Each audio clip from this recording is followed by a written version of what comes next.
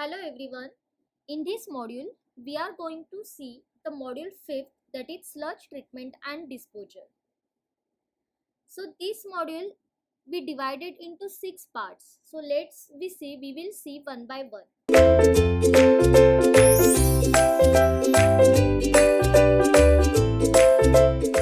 So first is sources and characteristics of sludge. So first of all we see what is sludge. The organic matter which settles down in primary and secondary sedimentation tank, that we can call it as sludge. So we will see the different sources and characteristics of sludge. So sludge is generated either from domestic waste or from industrial waste or from wastewater treatment plant. The sources of solids in treatment plant vary according to types of plant and its method of operation. So we already seen in conventional treatment plant there are different types of units or treatment we are providing to treat the sewage. So there are primary, secondary and tertiary treatment. So sludge is generated, the characteristics of sludge is different from different units. For example, in primary sedimentation tank, the sludge characteristics of sludge generated are different. In secondary treatment plant, the characteristics of sludge generated are different. So it's vary from units to units. So sources of solids from conventional wastewater treatment plant shown in next table. So there are n number of treatment we are providing. For example, in primary treatment we are providing screening and grit removal. So the type of solids or type of sludge generated from screening or grit removal. In screening, the core solids are settled down. So the core solids are removed by mechanical and hand clean bar screen. In small plant, screening are often committed for removal in subsequent treatment unit.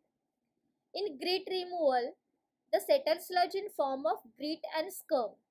So scum removal facilities are not oftenly omitted in grit removal facilities. So next, pre-aeration. In pre-aeration also we are removing the grit and scum in the form of sludge, settleable sludge. In some plant, scum removal facilities are not provided in pre-aeration tank. If the pre-aeration tank are not preceded by grit removal facilities, the grit deposition may occur in pre-aeration tank. So next is primary sedimentation tank.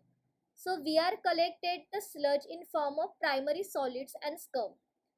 Quantities of solids and scum depends upon the nature of collection system and whether industrial wastewater discharged to the system.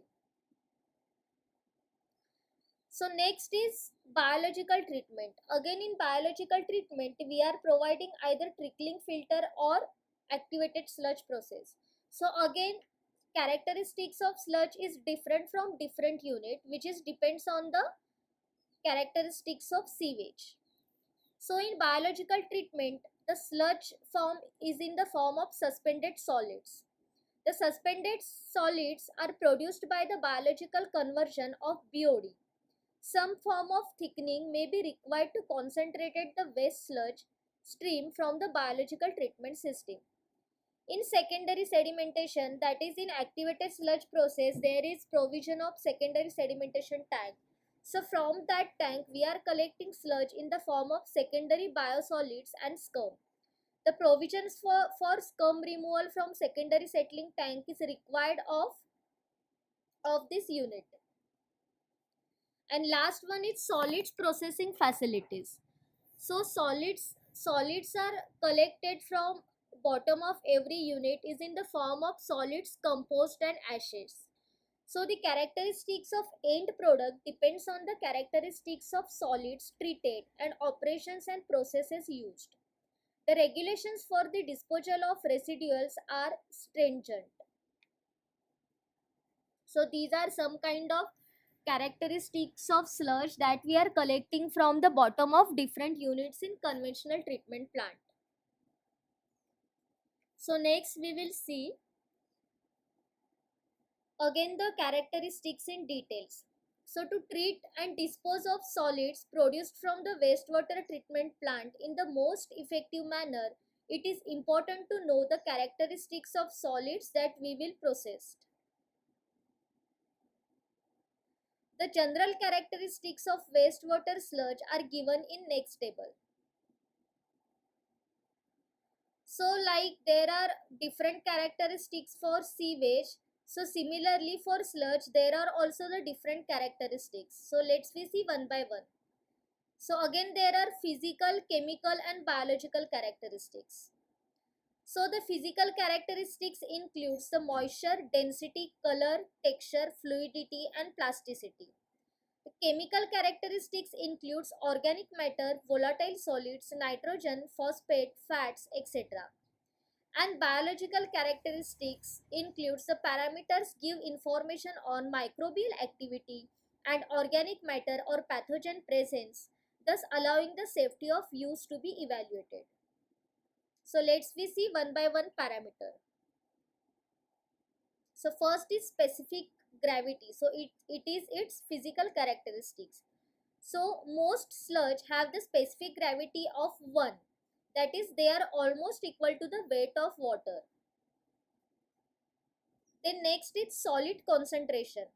It defines the relative fraction of solids and liquid in slurry, generally expressed as milligram per liter or in percentage of solids. For example, if we assume the specific gravity of slurry is 1, then 1% equal to 10,000 milligram per liter. The next parameter is settling characteristics. Sludge can also be characterized by how well it settles. The most settling tests are conducted in 1 liter graduated cylinder. A quick and simple test to measure the sludge settleability is developed by Moman and called the sludge volume index. So it is again very important parameter to define the sludge. So sludge volume index is conducted with the homogeneous sludge mixture. The sludge is settled out in 1 liter im of cone for the 30 minutes. The settled sludge is then the volume of settled sludge at the bottom of cone is then measured. So knowing the concentration of solids in the sludge suspension, that is in MLSS in terms of milligram per liter, so we can calculate the sludge volume index. The formula for calculating the sludge volume index is equal to the volume of sludge, total sludge multiplied by 1000 divided by MLSS quantity. MLSS quantity is nothing but mixed liquor suspended solid quantity in sewage. That means it is the combined quantity of sewage plus settled sludge. Next is particle size. The measurement of particle size in sludge is a big problem. In the past, the method like filtration through a series of different size filters, photographic techniques, scattering laser light have been all used. But each of these have their own handicap. The sizing of car is generally used, so it is following. The sludge particle size affect the sludge properties like dewatering, settling and rheology. So that means the sludge property or settling properties depends on its dewatering, settling and rheology characteristics. So next is sludge generated from screening. So screening includes all type of organic and inorganic material large enough to be removed on bar racks. The organic content varies depending on the nature of the system and season of the year. In grit chamber, the grit is usually made up of the heavier inorganic solids that settled with relatively high velocities. So depending on the operating conditions, grit may also contain significant amount of organic matter, especially fats and grease. Scum or grease. The scum consists of floatable material skimmed from the surface of primary and secondary settling tank and from grit chamber. Scum may contain grease, vegetable and mineral oil, animal fats, waxes, soaps, food waste, vegetables and fruit skins, hairs, papers and cottons, plastic materials, cigarette tips, grit particles and similar material. The specific gravity of scum is less than 1. So that's why they will float onto the surface of sedimentation tank. Next is primary sludge. The sludge from primary settling tank is usually grey and slim and has an extremely offensive odor. Primary sludge can easily digested. Next is sludge from chemical precipitation. Sludge from chemical precipitation with metal salt is usually dark in color, though its surface may be red if it contains much ions. Lime sludge is grayish brown. The odor of chemical sludge may be objectionable. Chemical sludge is hydrated of iron or aluminium in it make it gelatinous. If the sludge is left in the tank, it undergoes decomposition. Substantial quantity of gas may be released and the sludge density is increased by long residence time in storage.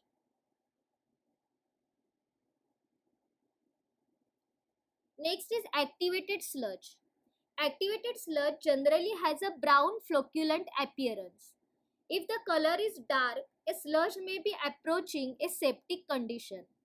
If the color is lighter than usual, there may have been under aeration with the tendency for a solid to settle slowly.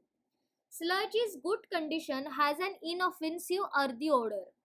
The sludge tends to become septic rapidly and then has a disagreeable odor of putrefaction. Next is trickling filter sludge. The humus sludge from trickling filter is brownish, flocculent and relatively inoffensive when fresh.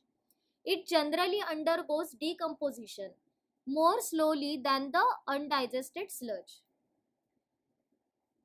Then aerobically digested biosolids. So it is brown to dark brown color and have a flocculent appearance. The odor is not offensive. Well digested aerobic sludge devoters easily on drying beds. So the next form of sludge is anaerobically digested biosolids. Dark brown to black color and contain an expensively large quantity of gas. When thoroughly digested, they are not offensive, the odor being relatively faint and like that of hot tar, burnt rubber. Primary sludge, when anaerobically digested, produce about twice as much methane gas as does waste activated sludge. When drawn off onto the porous bed in thin layer, the solids first are carried to the surface by the enterment of gases, leaving a sheet of comparatively clear water. So the water drains off rapidly and allow the solid sink down slowly on the bed. As the solid dry, the gases escape, leaving a well-cracked surface. And the last part of sludge is compost. Compost is the final form. So compost solids are usually dark brown to black in color. The odor of well composting solid is inoffensive and resemble that of commercial garden type soil conditions. So mostly we are using the composting for the fertilizing of soil properties. So that are some characteristics, properties or parameters of sludge, that is sludge collected from screening, the grit, the primary sludge, secondary sludge, activated sludge, trickling filter sludge and compost. So that all are the characteristics of sludge. Thank you.